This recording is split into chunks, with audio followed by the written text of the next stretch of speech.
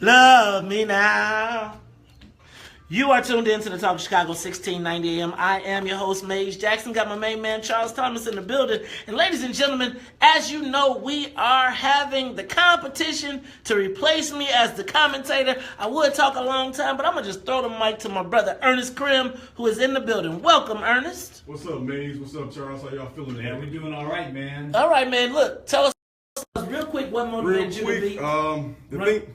The thing that motivated me was really just always having this passion that was ingrained by my parents to fight for people that look like me, because I know historically why we are oppressed.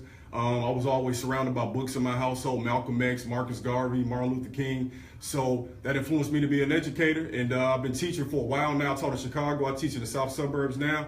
And last summer I had a hate crime incident happen to me, and that put an onus on me to go harder, because you never know what they could be your last. So I'm going hard all day, man. All right, we'll talk about that in a break. Sonia, let's hear this commentary.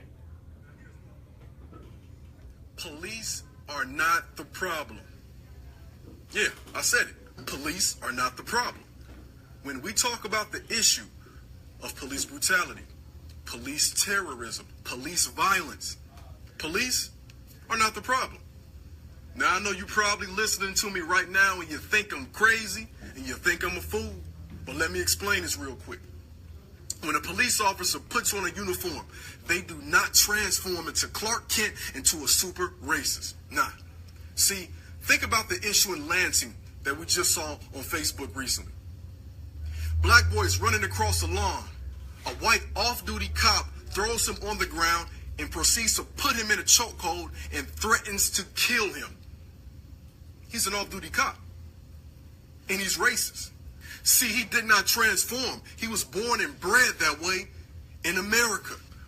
We live in a system of white supremacy, and it has infiltrated every system, every corridor, every facet of society. It's not just a police problem. It's an American problem. And it's a problem that we did not create, but we live in it, and we're fully immersed in it.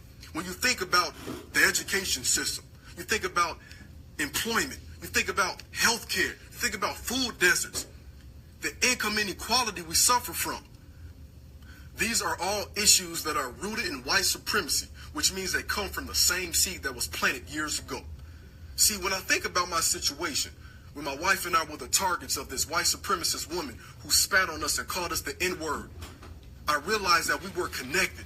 It's not just hate crimes. It's not just police brutality. It's the entire system.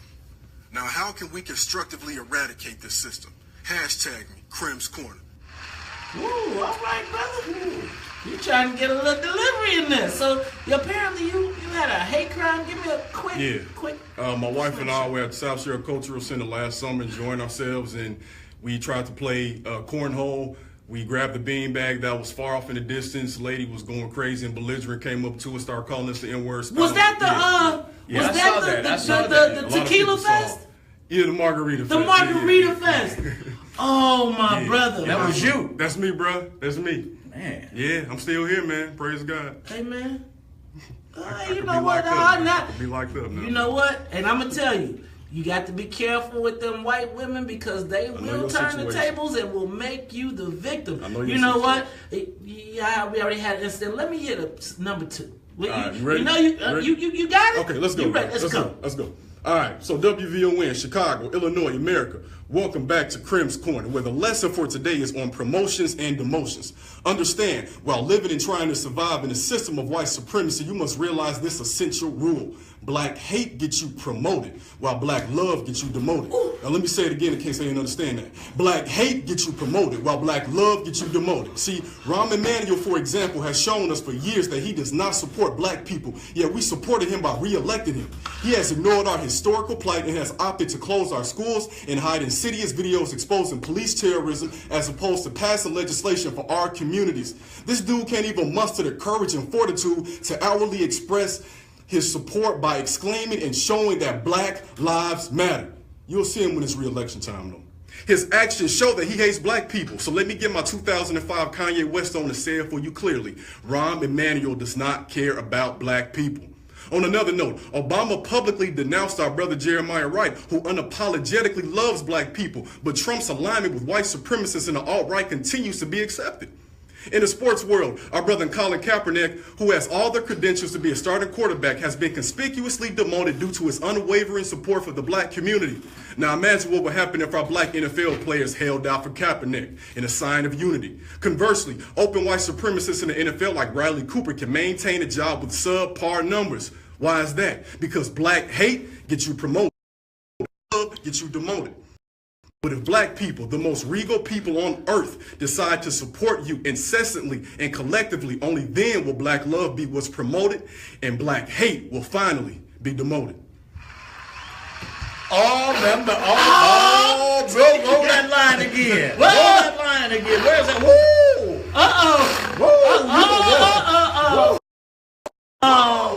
Okay, so let me just say that the competition is hot. It's hot in here. It is hot in here. Let me say this, Brother Krim.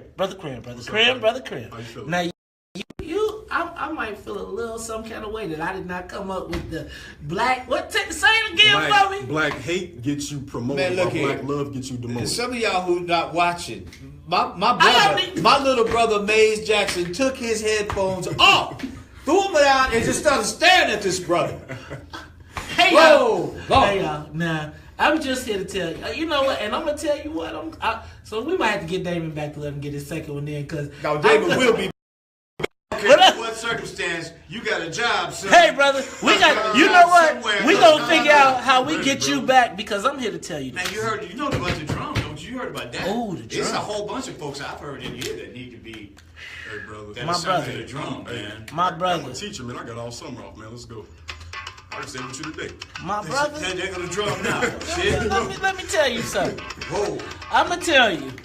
You have one more time reaffirmed for me that the black community is waking up, right? And when I see a young brother like yourself, first of all, and then let me back up, because the incident that you were forced to go through last year, that was crazy, right? We saw it, but we know that's white privilege in South Shore, coming on our land doing stuff.